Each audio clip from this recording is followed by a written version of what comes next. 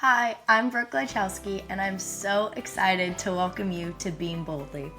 As an NCAA Division I gymnast, I know firsthand what it feels like to carry the weight of performance, expectations, and identity. Here, we're going to talk about all of it. We're going to talk about mental health, performance anxiety, NIL, resilience, and of course, how faith is our foundation that carries us through all of that. Whether it's stepping onto the beam in competition or just stepping out in everyday life, we are called to live boldly, and we're called to let our light shine.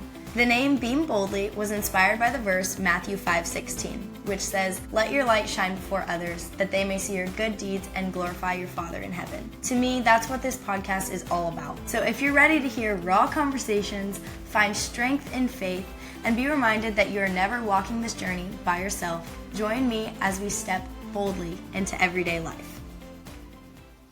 We have Hannah Scheible on from Oklahoma. Welcome, Hannah.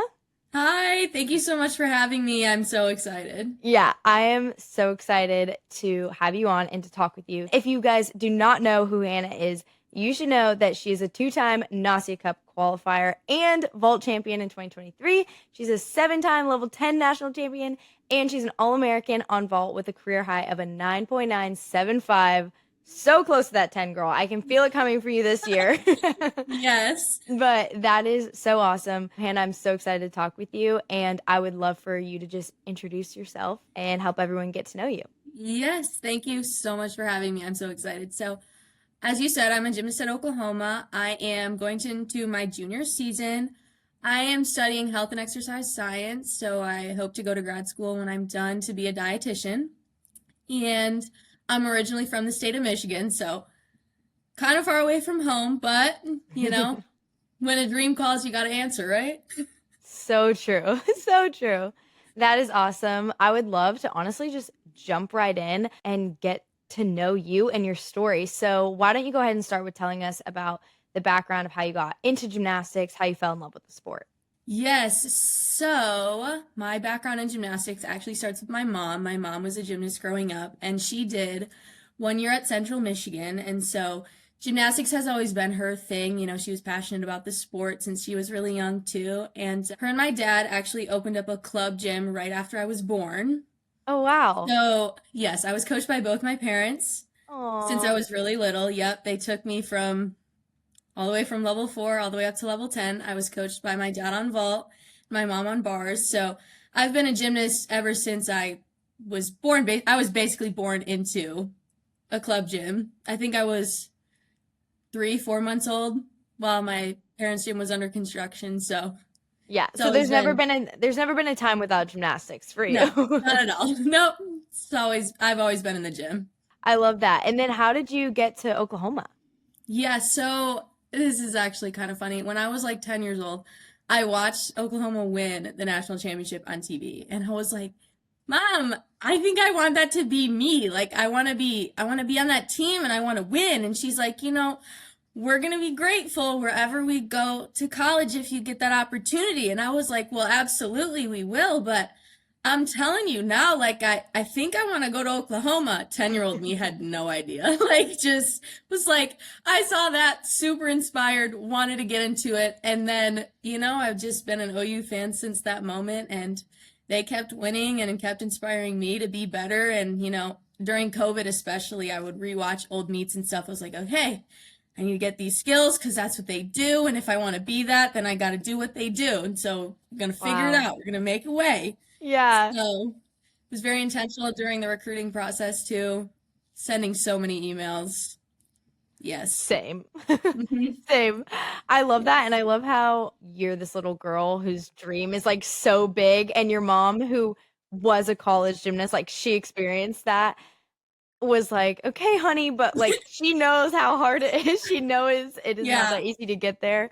But I love that. I can just tell like your fire and your passion for it just like drove you the whole way. Yes, definitely. I know I was like, you know what? I'm going to set my mind on this and we're going to go for it. Yeah, that's awesome. So cool. So another thing about you is your faith is Yes. huge. It's Yes. huge. It's huge, and I love it, and I have followed you on Instagram for like a good amount of time now to know that like wow, like that is what really drives your life. So I would love to hear kind of your testimony, your story. Like, Yeah. have you always been a believer? All that stuff. Yes. So let's get into it. So I was born and raised in the church. I went to a non-denominational church back home. And I have a twin brother.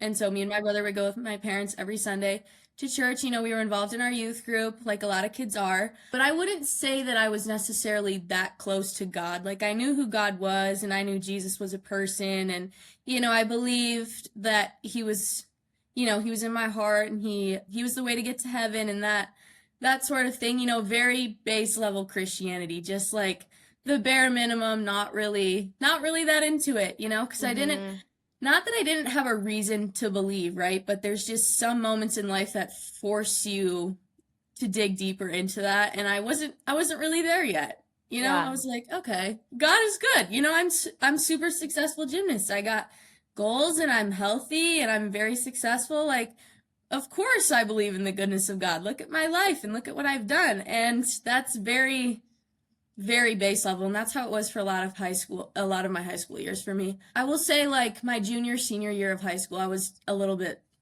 lost, like, mentally. Sometimes we tend to have a little bit of an identity crisis because you're, like, really good at your sport, and then you get stuck because now you're like, so what am I actually here for? Because Right.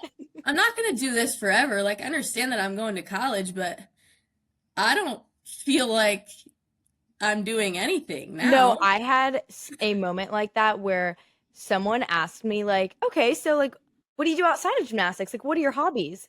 And I was like, oh my gosh. I was like, I have nothing. I'm so like, what do I?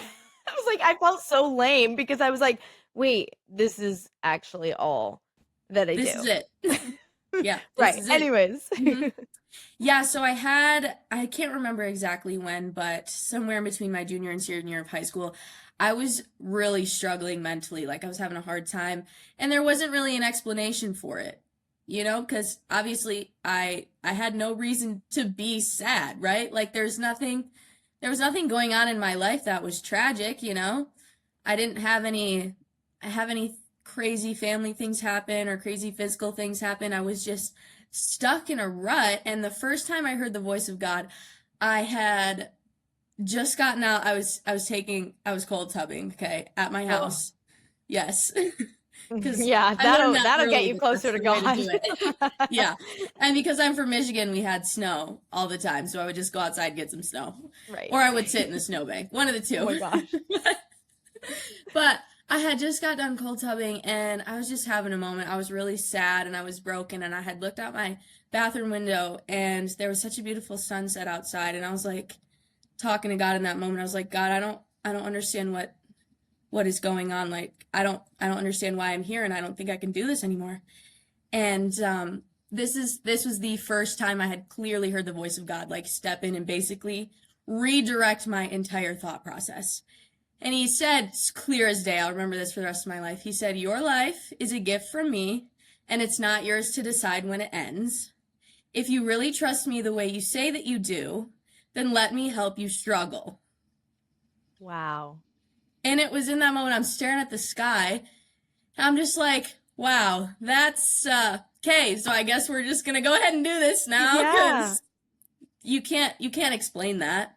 Yeah, no, you can't. That's so incredible too. And I mean, God is so cool. He's so good. Like, such a God moment of him just being like, let me help you struggle. Like, I'm not just going to, okay, because you acknowledge me, I'm not just going to take all your pain and worries and fears and doubts away. I'm not just going to take this sadness away, this brokenness away, but like, I am here for you to carry you through that struggle. Yes.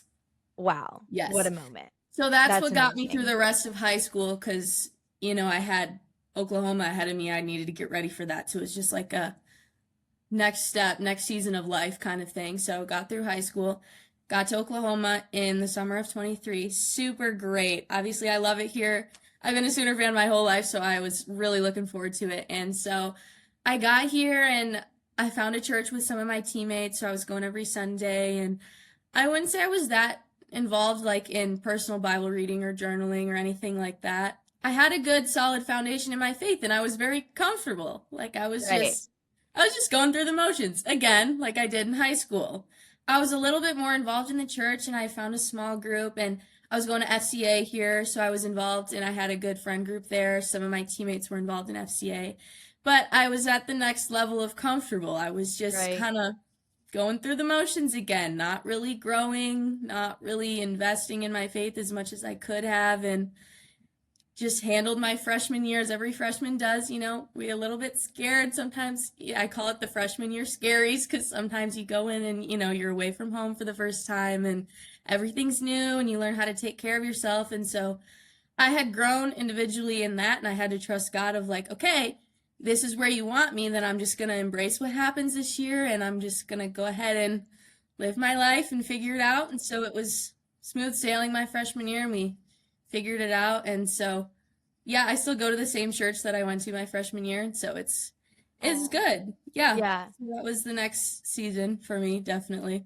Yeah. And that's so interesting because, like you said, you had this huge God moment, and then a lot of times we feel that, and then it kind of starts to like wear off a little bit, because if you don't hear that like every so often, you're like, all right, well, I guess I just gotta wait around for him to like say something Yep. again. Like, guess I'm just Mm-hmm. waiting on God to speak again. Yeah. When first of all, he's like speaking through his word and through people and through Absolutely. all these things every single day, Yep. every moment. But also that led you into this period where you are attending all the right things, right? You're going to all the right things, you're doing the right things, but like you said, you're kind of just like going through the motions. And it's not that those things are bad at Not all. at all. It emphasizes the importance of your personal relationship with Absolutely. Jesus. It was mostly just like I was told I should do this, and I did this growing up, and I know that it's good for me because I heard from God, so I know that this is something I want to keep in my life, but I guess this is what it is. Right, right. And there's still that part of you that's like, all right, but I'm still a little Yeah. empty. I'm Like still a little bit empty. I'm still a little bit So, empty. I know there's still something missing, but I'm yes. doing all the right things. Yes. Yeah. So how did you kind of get out of that? Yeah. So I rode this comfortable little ride that I was on with the Lord until September of 2024 when I tore my Achilles. That Oh, was the moment for me a gymnast because nightmare. I had never had a major injury before, or even a minor injury, like never broken a bone, never had a concussion, nothing like that. I was Wow. completely healthy my entire club career. So this was a shock for me, my first injury like ever, and it was a major one, right? Not only that, but I had never taken medicine before. I had never had surgery, never had an x-ray, like no medical history whatsoever coming in. Like the only thing, I had been to the eye doctor because I needed prescription contacts, right? So that's really That's the only crazy doctor I'd on ever its seen. own. Yeah. I'm like, Yeah. you are like one in a million. One in a Yeah. million of gymnasts. Wow. Yes. Wow. Completely healthy my whole club career. So that was a shock for me. And so it was that moment where I was like stuck, like really stuck. Because it's like, okay, God, you brought me here to Oklahoma for gymnastics, clearly, because you gave me this talent. Like, I know this talent's not mine. Like, I didn't just so happen to get good at it. Like, it's Mhm. it's a gift. All of us that do gymnastics at this level are very gifted. Such a special talent to have. And so that was a turning point for me. I was like, okay, this is about to be really hard, and I think I should take this whole walk with the Lord seriously, because I just have this feeling that this is a problem only God can help me with. So maybe I should start taking this seriously. And actually, my mom flew down here before my surgery, and it was the morning of my surgery, and I remember praying with her. She was holding my foot, and she was asking God for a miracle. And when she was done praying, obviously I had prayed the same prayer that she had, because nobody Mhm. wants to have surgery, right? And so when she was done praying, I prayed the boldest prayer I probably ever have. And it kind of caught me off guard, the fact that I said what I said, but basically it went something like this: God, I know you would have given me a miracle if I was supposed to have one, because I know you hear me when I ask for things from you. And since you didn't give me one, I know that this is a journey you have me on. So if I don't learn what you want me to learn through this process, May it happen again. I just That's got what I chills. said. That's what I said as my mom was holding my Wow. foot the morning of my surgery. And the amount of peace I had in that moment is something I cannot explain to anyone. Because it was just like okay, hands off the wheel. Because I have no idea what's about to happen. Never been under anesthesia. Like, I was probably the most scared of my life up to that point, like, when I was about to go under, because I don't know what's going on. Right, right. I don't have a clue. Yeah. That's incredible. Just like the ultimate Yes. surrender. Yes. Ultimate I had to surrender. in that moment because I will admit I'm a little bit of a control freak, right? And so in that moment, I realized the only way that I could get through that was just to be bold. That was it. And almost like the only thing you could control was Yes. giving your control away. Absolutely. Like, Yes. that was I the was only like, I thing. can't, Right. and I'm not even going to try anymore. Right. It was like so much more comforting for you to just give up the control than to try and continue controlling it. I also just cannot get over like the boldness of, like I literally just said before this, tearing your Achilles in gymnastics is like a gymnast nightmare. Like, seriously. Everyone talks about it. Nobody wants it. Yep. Like, we don't say that word on We our don't. team. Like, it is like, no, nobody wants it. It's like, it's just horrible. Like, it's just so sad. But the fact that it's like such this horrible thing that you were like, God, if I don't learn what you want me to learn, then like let it happen again. Yes. That is so bold, and that is like like every ounce of control that you have, you're giving to him. Yes, because I know, like, I'd read my Bible before, like I knew his word said, okay, you're going to struggle this and that, but there's a purpose behind it. It was like, okay, well, if there's a purpose behind it, then I better pay attention because I'm supposed to learn something now. And sometimes he will throw a wrench in the wheel to get your attention. Right. It's also really cool how this is now like part of your story, 2 times where you were broken. Yeah. And, first in high school, now with this like major injury, and God met you so closely in both of those times. Yep. And yes, while in between you were kind of going through the motions, you weren't as, close with him personally. It just shows God's faithfulness in that he is not going to leave you, especially like he is close to the brokenhearted. The word says it, but like this is like living proof that like he met you in those moments. He did. And I remember too, I was in the hospital right before they were going to put me under, and my mom was crying, and I looked at her and I said, "Hey Mom, I'm going to be okay." And then that's the last thing I remember before my surgery. That's the last thing I remember before going under. But I had peace that entire morning because I was like, nope, the Lord's got me. I'm good. Yeah. That's awesome. No, that's amazing. So, okay, we have, we're talking about your story. We have this really traumatic, not even traumatic, honestly. I wouldn't even say it gets worse, but there's way more plot twists than you can imagine. We just got we got to get into it. Keep going. So, because of when I tore my Achilles, there was still a potential that I could come back and do bars by the postseason. Because I tore it in September, I had surgery early October, so we're counting like, okay, 6 months, I could be ready to land a bar dismount by then. Like, we'll just have to see what happens. So immediately, that was a motivating factor for me, like gymnastic success always has been. So I was like, yes, I got the peace of the Lord, and, I know I'm supposed to learn something through this process, and I was motivated in my recovery because I was like, you know what, my sophomore season is not going to waste. I could do something in postseason, so we're just going to focus on that and try to get better for my team so that way I can participate for the big moment. And so that was my focus. We're going to come back. We're going to compete. I was trying to make a lineup. And so that's what I did.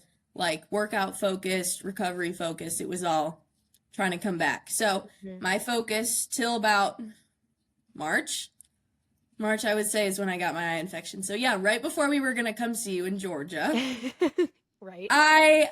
we had a home meet, and the next day my right eye was a little bit aggravated, and I was like, okay, I wear contacts. I might just have a sty in my eye or something. And so I was like talking to my trainer about it. She's like, okay, well, just take your contacts out and we'll just see how it is. We'll get you to the eye doctor tomorrow. And so my eye went from completely normal, like what it looks like right now, to completely swollen shut in about 24 hours. Okay. Wow. So the next morning when I woke up, like it was completely swollen shut. I was up every hour just cleaning my eye off because it was hurting so bad. I was in an unbelievable amount of pain. So I went to the eye doctor, and when you hear words like, I'm going to go get someone else to take a look at this, or yeah, this doesn't look good, or something like, we've never seen this before, this is really strange. You know, you kind of sit there and you get a little bit freaked out because you're like, you guys are professionals and you've been doing this a long time and you're trying to tell me you've never seen this before. Okay, that's a little bit scary. Right. And I'm sitting there like, can't see. I am super light sensitive, so I've got a headache. It felt like what I imagine a concussion would feel like. I had a little bit of a fever going on because of the infection, because what I had was an infection. I had scratched my eye, probably taking my contacts out, and I got a super bad infection right in the middle of my cornea. So I was put on antibiotics initially, and then I was tested when I got my eye scraped. Like, they had to numb my eye and they had to like scrape the surface of it to figure out what kind of bacteria it was. So I got the culture back, and so they got fortified antibiotics for me, so I was on those for a little while. And so after they got the infection to calm down a little bit to where I could open my eye a little bit more, they sent me to a corneal specialist to get checked out to see what was really going on. So talked to her. I was put on different eye drops. I've been on so many different eye drops. Like, it's been quite the experience. So what I thought was going to be a gymnastics comeback was actually like now completely gone because I had to be out of the gym completely. I had to stop all exercise for a week because my eye was so swollen they didn't want anything to burst. Wow. So I had to be out of the gym completely. And then 2 weeks after that, I could just do conditioning. And I wasn't even in the gym, so I had to condition outside. So during the most important time of season, I had to be away from my team. So now I'm away from my support system, Right. and the sport I love. And now I'm like, okay, so we're not going to do gymnastics competitively this year. Now what? Yeah. Now what? Now we're stuck. So that was interesting. Got the infection cleared up, I would say a couple of weeks after that, but I still have some scar tissue in my eye, so I wear a special contact lens so I can see clearly. Wow. And so it's going to probably impact my vision for the rest of my life. So that completely took away my ability to physically see. And I tell people now, it's like, in moments I couldn't actually physically see are the moments where I saw God in different ways, because it's like now what am I supposed to learn kind of idea. Right. There's Like, nobody- almost like I can barely read. Can't even read. You can't see, I can barely read. Yeah. So, no, that's actually really interesting. Would you dive into that a little bit more? Yeah, so it was when I said I was the most scared before surgery, like, yes. But the next moment when I was the most scared I've ever been in my life was, I don't know how much of my vision I'm going to have back. Because I could hardly open my left eye because my right eye hurt so bad. So I was, terrified. I was like, I don't even know how much I'm going to be able to see. Am I going to be able to do gymnastics again? Like, am I going to see enough for that? I don't know. And that's like not even gymnastics altering, but like life altering life now. altering. Like, now we're talking bigger. Now we're talking blind. Yes. Right. That's concerning. So unpack what it was like to hear from God, or like learn about God in different ways when you like literally couldn't use your vision. So I will say, like, if we back up a little bit, I'm sure you saw what I recently posted on Instagram about walking, going for walks all the time. Yes, and I want to dive into that because I was like, she posted this just before she comes on to Being Boldly. Yes. That's perfect. We're going to talk about that. Yes, we can talk about this now. We can back up a little bit. So when I was first cleared to walk in shoes, it was late December. So we had just gone home for Christmas, and I was in shoes back home, which was nice. I still had to walk in a boot in the airport and stuff because my foot wasn't quite stable enough for long distance. But I came back after our Christmas break, and I was like, okay, well, now that I'm cleared to walk in shoes, I'm going to do what I can to help my foot get stronger because, at this point I was still, we're going to make a gymnastics comeback kind of idea. Right. Plus, when you are going through so much uncertainty, sometimes anxiety tends to get in the way of a lot of things. Like I was just sitting around anxious for no reason, like just worried about everything. Am I going to do it? Am I going to do this, that, the other thing? Just trying to figure out what I can hold on to for some certainty and some clarity, which I wasn't getting the idea at the time that clarity is optional. Obedience isn't. So I'll Wow. learn that later on. But I started going for walks because I was anxious, and I was like, this is good for my foot too. So it was a 2-for-1. I'm, going to go talk to the Lord outside, and I'm going to help my foot get stronger. And so that definitely really helped. I obviously had to start a shorter distance, but just walking, talking to God, sometimes it got ugly. Sometimes I'm not happy, and I'm confused, and I'm stuck, and sometimes God would be super quiet. I'm like, where did he go? Like, I heard from you before, but where did he go? So I started that in January, and I will say there was a moment during my conditioning. This is going to sound crazy, okay? And every time I tell this story, it catches people off guard. But Hey guys, I just want to take a second to talk about something that I absolutely love and use every single day, and that is sideline bags. As a college gymnast, I'm constantly going from practice to class to meets. I'm all over the place, but this bag helps me stay organized. And I love that it is designed specifically for female athletes. It also is a great size. I mean, I have some things in there now, but I have so much space that I could totally add more. Check them out at shopsidelinebags.com. They have so many cute colors, so you guys can pick which one you like best. And don't forget to use code BEAM10 at checkout for 10% off your first order. there was a moment. We have a Stairmaster in our gym, okay? And when I tell this story, I call it when God met me on the Stairmaster. This is going to sound insane, but when I put the pieces together, it's going to make a lot of sense. So I was just going on the Stairmaster doing 30 minutes of cardio that I had at the end of my conditioning list that I was given, right? So I was just going to go ahead and do that, and then I was going to be done. But I was going to finish early because I didn't have anything left to do. So, I was almost done, and I get prompted with this question of, what are you going to tell them? And I was like, what does this mean, Like, I didn't ask for help in this moment. I didn't ask to be prompted because my focus was gymnastics comeback, right? I wasn't focused on learning anything quite yet. It's like, what can I do to be in lineup at postseason? Right. This was what are you going to tell them? I was like, what does that mean? And it was like, what are you going to tell your teammates when they see you done, not doing anything, and they're still working, trying to get ready for season? I was like, I don't know. And the other thing too is like, what are you going to tell yourself when you look in the mirror knowing you could have done more today? It's like, oh, okay. What are you going to tell your coaches? Like, if you're not ready because you could have done more? Oh, I don't know.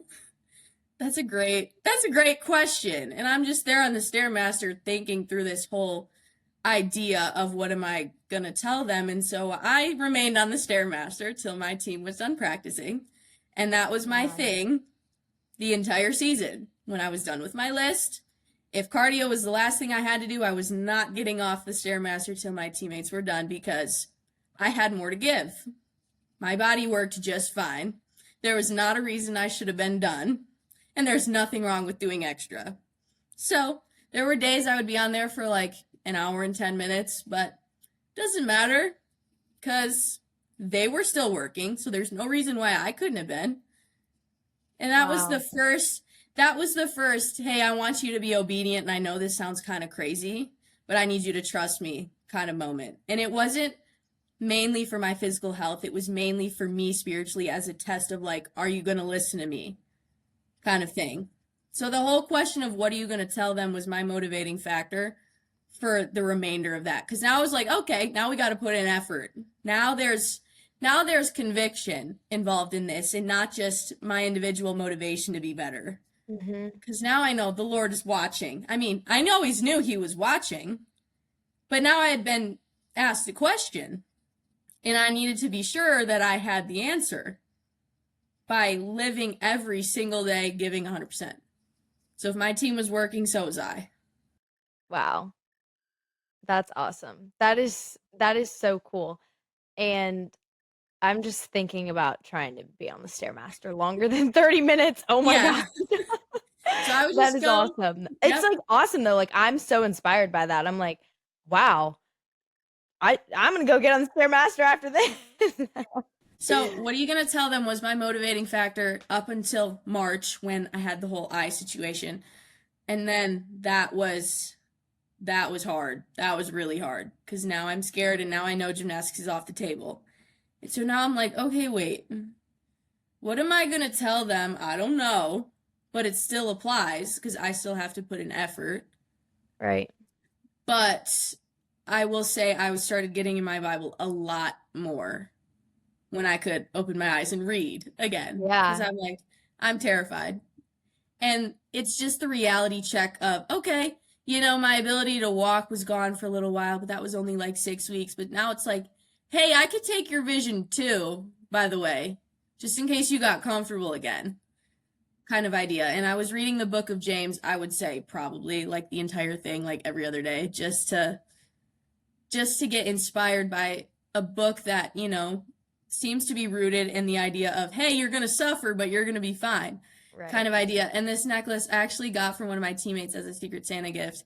And it says James 1:12 on it. And, you just posted that verse and what it means to me. And I think even to this day, it's so special just because it's such a blessing to struggle with the Lord because he can teach you so much when you have to rely on him. Like when you don't have a choice but to trust him because there's so many things out of your control happening, he can just work and move in ways that you have no idea are possible.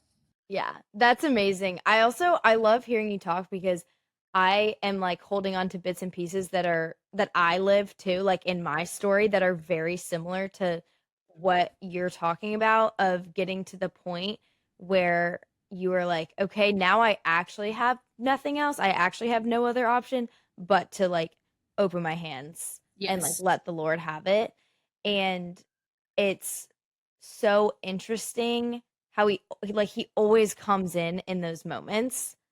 But when we're comfortable and we're just moving along, moving along, moving along, we often like lose that how can I be obedient, how can I be disciplined, and how can I just like spend genuine time with the Mm-hmm. Lord. But That then was me walking genuine right, time with the Lord. Mm-hmm. right. But then when life hits, when these unfortunate circumstances hit, it's like, oh my gosh, now I'm being reminded of how much I need him because I can't do this on my own. And this is proof that I can't do this on my own. Yes, and another thing too that I was reading a lot, this actually happened during one of my walks. There was a morning it was freezing, okay? It was cold, and I was like, okay, maybe it'll be warm later. No, it got cold later too when I usually walk. And I was like, I don't feel like going. Right?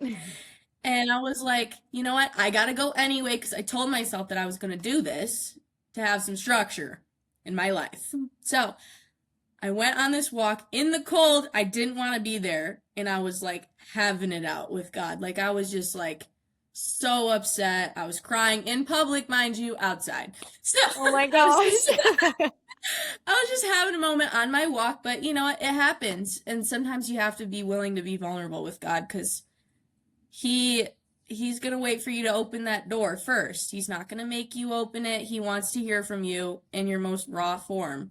And so I was just being annoying. I was complaining to God about, how I hated my situation. And he kept interrupting me with a single word, and that was Job, like the name Job. And I didn't want to hear it, and I just kept going on. And he said it about 3 more times before I got the idea. I was like, Job, what is it about Job?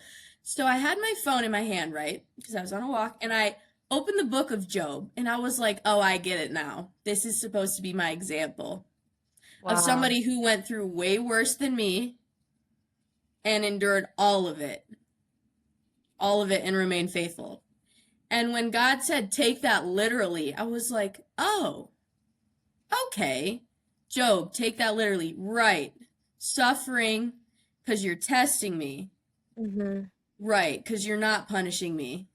And two, if you look in the Bible, often punishment tends to be loud and tests tend to be quiet. Mm. That's good. So if you think about it too, it's like God's gonna be watching to see what you do when you're tested, just to see if you're gonna remain faithful. Because the enemy doesn't necessarily know what's in the future. He's just gonna try to get you to self-destruct. Because if he can get you to self-destruct, then he's got you. Especially stubborn Exactly. people like us, right? Like I will say gymnasts are some of the most stubborn people, and like, you know what? We know what we want, we're gonna go get it. Right. We're very motivated people. But if the enemy could get me to redirect my own motivation into basically nothing, he could have me. But when you know that's the way he's trying to get you, then you know how to fight correctly. And so reading the book of Job of like, nope, I'm just being tested because the enemy got permission to put his hands on me, then I know that it's me and God versus him, not God versus me. Right. So true. And I just want to point out that when God is like testing us, he's like still just as close as he was before. Like he's not testing you to be like, "Ooh, am I going to get her?" Absolutely. Like, "Oh, I bet I'm going to trick her with this one." Absolutely. Like he's not playing that game. He's just giving you the opportunity almost to like take control of your faith and be like, going back to control, I have the control to surrender, so I'm going to surrender.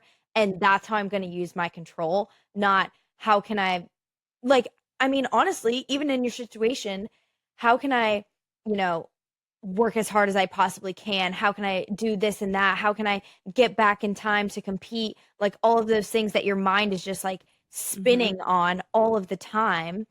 Again, that was drawing you away from, I mean, imagine if on the Stairmaster for that like hour and 10 minutes or whatever, you were like only thinking about God, which I'm sure that Yeah. you were, but like that chunk of time also in your word would have been just as beneficial, right? So, anyways, and just going back to this idea of like, God doesn't test us to trick us, Right. to go behind our back. Like, He's a faithful God who loves you so much.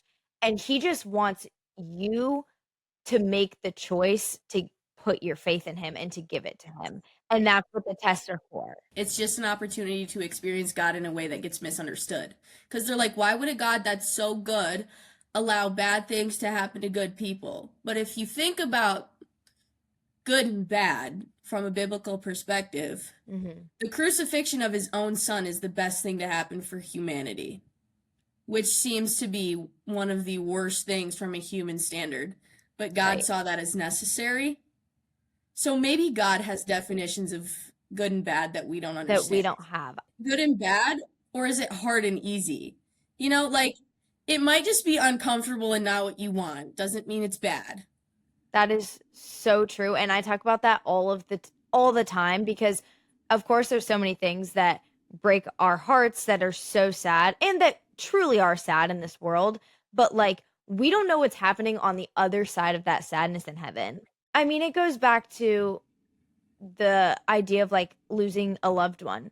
Yeah. Of course that is so sad and that is heartbreaking here for us on earth, but like imagine that loved one being in heaven Yes. and heaven like gaining that Yes. person. Yes. Like That's that is so exciting. right, and that's something to rejoice about. But again, like our human nature and human perspective has like a twisted view of a lot of things that are good, bad, hard, and easy. Yes. Wait, do you have more about your story? Yes. So I was originally baptized when I was younger, like at my home church. It was just like a, yay, I believe in Jesus kind of thing. Right. Great. That's great. I love that you believe in Jesus, but I felt it necessary because of everything that I experienced with God, in that, oh, this is legit. And I am a different person because what I've heard and what I've experienced has forced me to live my life in a different way. And so it was like a recommitment to the new standard that God had given me for my personal life, is why I was rebaptized in April Mhm. at my home church here in Norman. And so a whole bunch of my teammates came to support me. It was so great. It was just a really special day. So cool. So you got baptized in April, and then what has it been like now? Like we're about to start season. I So know. exciting. No. But Yes. There was a lot of things actually in my personal life that really caught me off guard. Like it was my physical body that was going through at the beginning of the year to a whole bunch of stuff behind the scenes that had nothing to do with gymnastics that required a whole different level of faith because it was like, I don't even know what's happening. There was a lot of things that I didn't see coming that really pushed me into a place that I didn't fully understand. But sometimes God will move in ways and take people away and, show you things where you're like, oh, that was for my personal protection. I didn't see that in the moment, but I could see now why you had to take that away. It was just painful. It was very hard. It's always hard when people, choose to walk away or you have things that you're like, you know what, I guess it was just time for that to go. And right. it's sad because I didn't ask for that. But God was like, no, we're not gonna do that. And so it was just I don't know what's happening, but I guess you're the only one who can help me yet again. Right. You're the only one who can help me with this problem. So I guess I'm just gonna have to be obedient with today. And you know what? Nope, I'm gonna read my Bible and I'm gonna write and I'm gonna go on my walk because this is where I can find you at. And I'm just gonna give today my best and get on to the next day because you have a plan that you're playing out in my life currently that I have no business controlling. So, one day at a time. And here we are in 2026. Basically, from April till now, it's been a one day at a time. Be faithful with the day you're given, and He will take care of the rest. Yeah. I love that line, be faithful with the day that you are given. The Bible talks there's several verses where basically tells us to not worry and to not worry about tomorrow. Tomorrow has troubles of its own, reminding us to be present, but not only be present, but be faithful in the Yes. present. And Yes. that's such a good perspective, just in general, whether you're going through a time of like uncertainty and what's going on and this and that, or you're going through a great time. Yes. The only thing that's in front of you is the current day. And I love that you just said, like, choose to be faithful with the day that you are given. So going deeper into that, what are like practical ways that people can do that? Practical ways that you've done that to just reinforce that faithfulness every single day. Yeah. I think for me, it's that, when his word says to call on him and he will answer. Okay, that's what I'm going to do, Like, I can't hear from God. Okay, he gave you 66 books. Are you reading any of them? Kind of thing. Right? So, call on him doesn't necessarily pray and wait for him to, like, shoot lightning out of the sky or something to get your attention. Like, read the words he's given you. And a lot of times, too, like, okay, let me just read his word and get something from that. And almost every single day, I learn something new just because Right. I read the Bible. That's it. Every day. And I still go for walks every single day. Like, my foot is fantastic. I'm not nearly as anxious as I was before, but I still go on walks now. Why? Because I talk to God and we have great conversations sometimes. Like, it's now another good habit that I've developed from such a low moment. And it's something I will continue probably for a long time. Yeah. I love the prayer walks. I actually went Yes. on one yesterday. It was Yes. so great. But it's good because, of course, you're moving your body, but you're also, like we were saying before, just spending genuine time with God, genuine time with Him, where, again, you're able to talk, you're able to hash it out with Him Yes. when you're not Yes. happy. Because, Yes. I mean, we are human and God created us in His image. And guess what? He has emotions, so we have emotions. And so just like showing God our emotions is so good and a great way to stay faithful and stay close to Him. Yes. I will say it was hard for me initially to, like, let's say, let it get ugly. Because I was like, no, I am so strong and I know God's got me and that's the bottom line. Right. No. Well, Like, and we feel like it's there's never this that easy. it's never that easy, and we feel like there's this underlying like level of just like gratitude and joy that we should have, Yes. which we should have. Which we should. Yes. However, that doesn't mean we're always going to feel it, and that doesn't mean we can't show our emotions to God. Absolutely. While gratitude and joy are like steadfast, no matter the circumstance, it doesn't mean that us as humans don't have emotions that we can show God. Yes. Like I will say, like the amount of times I've just been like on my floor in prayer, in worship, just like expressing that to God. Like, I am so mad, but I know you have me right where you want me. So may this take as long as you need it to before I understand. Right. Just almost the same exact prayer I prayed when I first tore my Achilles. It was like, nope, I know you have me here. I know that this is going to hurt me, but because you are a good father and you love me, you are going to allow me to learn through pain, because that's what good parents do, right? They're not going to save you from everything. Right. You have to learn somehow. Mm-hmm. God's going to be the same way. Right. So true. That's amazing. Another thing I would love to hear about is just how God has shown himself through gymnastics specifically. I know we touched on this before, but it's so easy for us to just get caught up in gymnastics being our whole entire life. But I mean, a huge reason I even started this podcast is like realizing how gymnastics is not your entire life. He's your whole life, and he is like there with you while you do gymnastics. Yes. So how has he like revealed himself to you through your gymnastics career? So a lot of this eye-opening experience has happened to me pretty recently. You know, I was getting ready for season and getting nervous because I'm like, okay, we're getting ready to compete, and sometimes, you know, you just get super anxious and then you start doing weird stuff. You're like, I have never done that skill in that way before ever in my life. Now is not the time to be trying new things. Mhm. Like, we've all done it. It happens to the best of us, right? And I was like, God, like, I need help with this. Like, I have forgotten how to handle the pressure, it feels like, because I've been out for a while. I hadn't felt the competition pressure in a minute. So I was like a little bit stuck. And it was basically everything. It's the same message that I was hearing before, but now applied to physical work that I was doing. It was just be faithful. I'm like, what does that mean? Do what you need to do to set yourself up for success and let me take care of the outcome. I know in the past you've had control of how this goes, but what makes you think I can't do this for you too? And I was like, that's crazy, because gymnastics is so hands-on. And you're like, I have full control of what my body does. Yes. But in the moments where I would get worried, I'm like, what if I mess up? We're not asking that question. Because if I set myself up for success and just be faithful with the talent the Lord has given me, I know he will help me because he told me. It's so true, because it is so hands-on, and part of it is a blessing that we are in control. Yes. Of gymnasts, of like the actual skills we're doing, right?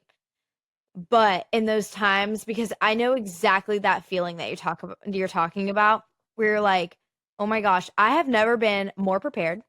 I know I've been doing these skills for how long? I know I'm strong enough because I spent over an hour on the Stairmaster before.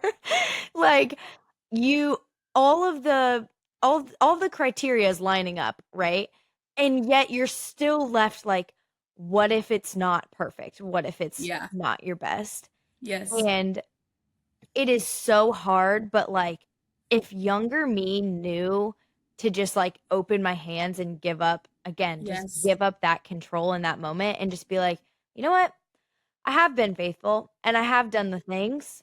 So even if this isn't my best, or if I go and get a 10, like, it's because because God had the outcome. Yes. It's because the outcome was in his hands. Show up and be faithful. That is it. Right. Every day. Every single day. Every turn. Day. Like, before each individual turn now, that's what I tell myself. Just be faithful. Set myself up for success and let God handle it. Right. I love that. And it also goes back to the importance of like hard work too.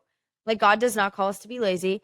He wants us to work hard. We are called to be hard workers. Absolutely.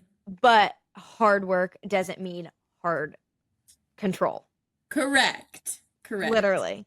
So, okay, going off of that a little bit, tying this into competition.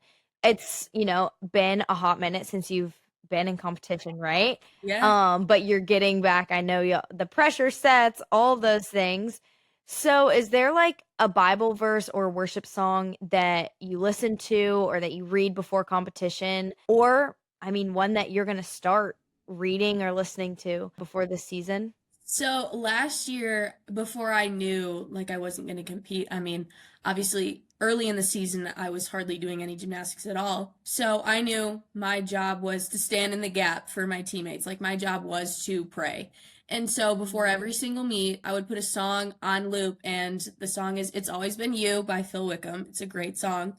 And I would just continue to play it until I had gone to all 4 events and prayed for success, for safety, for health, for all of my teammates and anybody who was going to compete in that situation, because I was like, you know what? This is the best I can do for my team, and somebody has to Wow. stand in the gap for them. Might as well be me, because I know I'm here for a reason, and this is my job right now is to pray.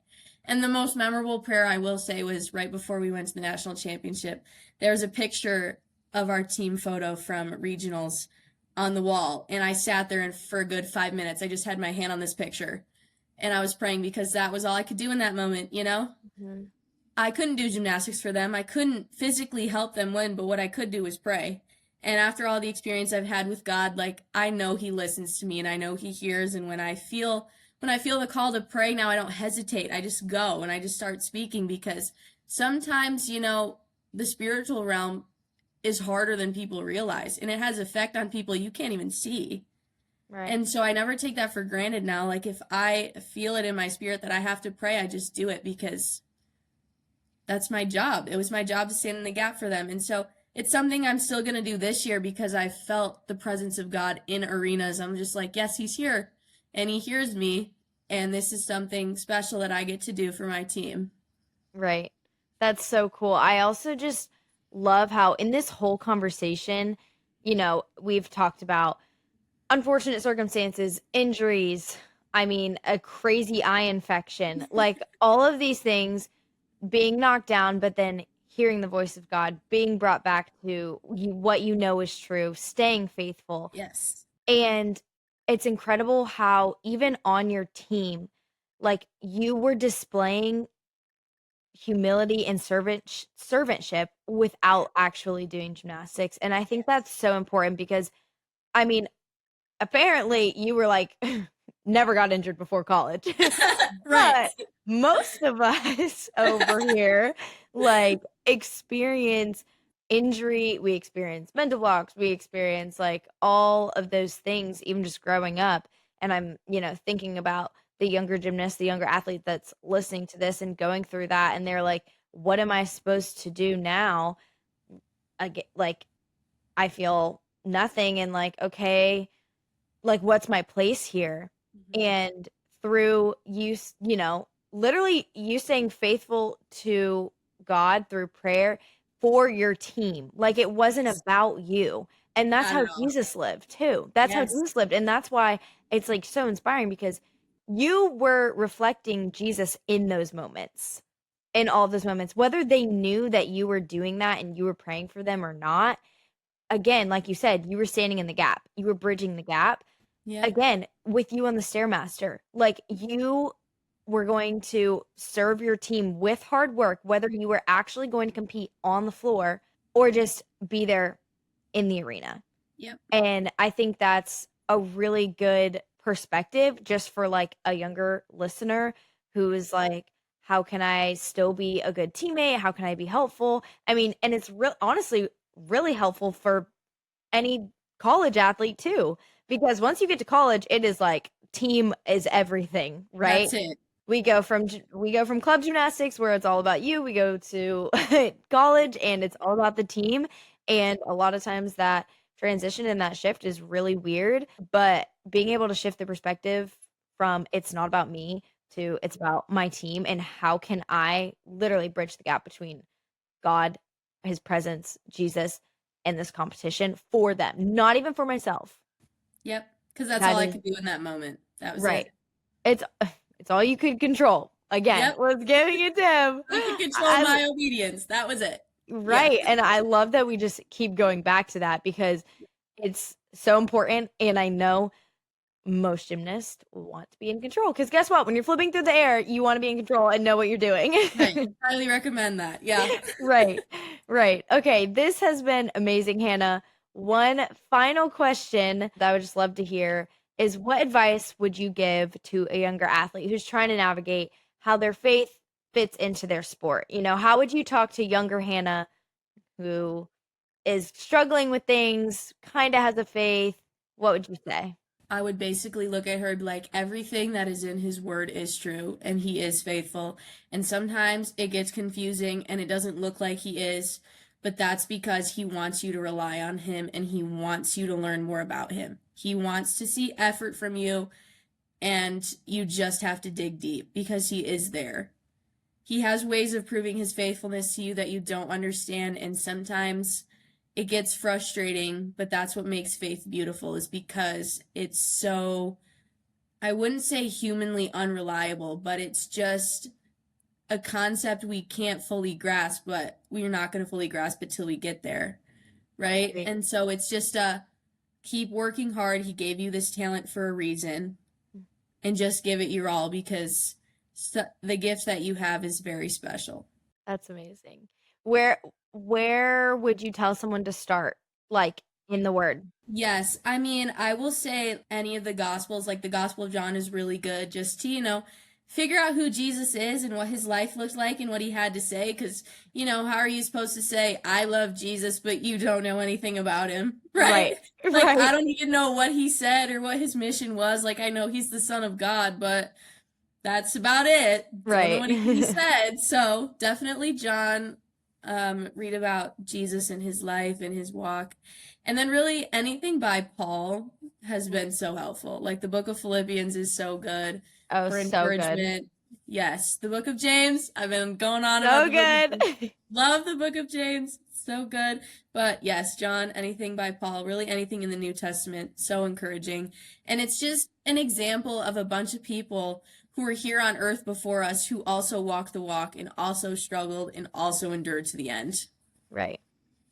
So true. And they may not have been struggling, with a torn Achilles or with an eye Right. infection or any other sort of injury, Right. but they had struggles that we couldn't imagine having today. Yeah. So I think that's really good to remember that, like, okay, God literally gave us this word from real people Yeah. who have endured and who have made it to the end. Yeah.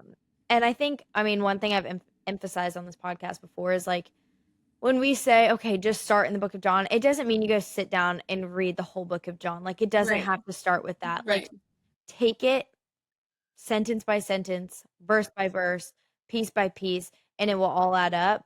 But the important thing is to just start, and that's what I would urge you to do too. And read, not just to read. People are like, read your Bible. Okay, yeah, let me just go read a chapter and not comprehend anything I just read. Like, being able to read and pay attention, like, oh, so you mean this for real? Right. And, like, actually apply it to your life. Because, if you don't apply it, then it can't help you. So true. And, you're going to have questions when you read it. Oh, yeah. 100%. Don't be afraid to ask. Absolutely. Like, honestly, DM the Beam Boldly Instagram. Yeah, like, DM me. I love questions. DM Hannah. Like, we have a connect group, a community on Beam Boldly that you can join, and it's a space where you can ask questions and I can answer them literally right there. Also, keep in mind that if you have questions, I know another person has a question too. Absolutely. So we all have questions. we all have questions. I still have questions. I have to text, Yes. my pastor all the time of like, what in the world does this mean? Yes. Yes. So don't be afraid to start and don't be afraid to ask questions. Yes. 100%. Absolutely. Yeah. Okay. Before we close, anything on your heart, mind, anything you feel called to say? There's literally so much. Like, when I started hearing from God at this whole process, I started a Word document. It's like 18 pages long now of things that I've just recorded. Wow. Like, that I've heard. Stuff like, God will let you choose mediocrity, something like that, because, you have free will and you can make whatever choice you want. God's going to let you, but if you really believe that your talent's from him, then you should be taking it to the next level. He'll let you waste it though, if that's your choice. I got no words for that one. That's so true though, because I mean, being gymnast, like there's always points where you want Yeah. to quit. Yeah. Like, I mean, personally, I had like 3 big moments where I was like, nope, I'm done. Yeah. I'm done. Done. Like Can't do throwing in this the anymore. towel. Like I don't care that I've done this for the last 10 years. Like doesn't matter. But that is so good to think about that you're right. Like God does give us that choice. And had I made that choice, okay, it wouldn't have been the end of the world. God would still love me. He would still be faithful to me. But I wouldn't be sitting here on this podcast right now. Right. I Right. wouldn't have Being Boldly. Mm-hmm. Like people wouldn't be meeting Jesus through Being Boldly. Right. I wouldn't know the girls on my team that I know. We wouldn't be We interacting. wouldn't be Like, meeting. Yeah. right. And that's like just so crazy to think about how Yeah. when God gives you a gift, like Yeah. use it. Yes. Use One it. more thing. Oh, my mom quotes me on this all the time. I shared this with her. And I was like, hey, mom, I got the word of the day. And she's like, okay, what is it? And I was like, you know, sometimes you're waiting for God to give you the answer because you keep asking him why things happen. And that's a very logical question. You're like, God, I'm confused and I would like to know why this is happening. And sometimes God's waiting for you to work with the blessings he's already given you before he can give you more.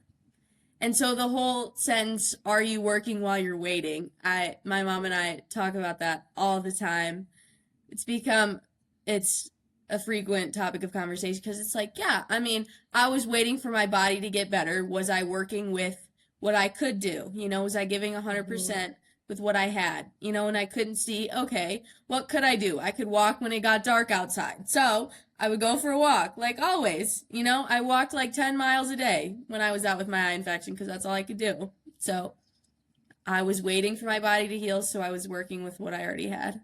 Yeah, that's so good. And all the time, I think people get caught in the loop of being like, God, will you just bless this and give me this blessing? And oh, please, if you love me so much, like bless me with this. Yeah. And quite frankly, that's just not how he works. Right. What blessings do you currently have that you can either use, that you can dive deeper into, or that you just need to like recognize and sit with and just be like, wow, this is a blessing I've never recognized before, but it's amazing. And I need to glorify God for that. For me, it was my ability to walk, right? Because I had that Mhm. taken from me in the year prior. So when it came time in March, it was like, I am so blessed to be standing on 2 feet right now. Let me use it while I wait for my vision to come back. Right. So true. And it's the little things. Yeah. It's the little things. Yeah. Yeah. Awesome. Well, thank you so much, Hannah. This has Yes, been thank you. amazing. Thank you Yes. guys for listening to Being Boldly. I hope that you will subscribe and follow wherever you listen to podcasts so that you don't miss another one. Bye, guys. Bye.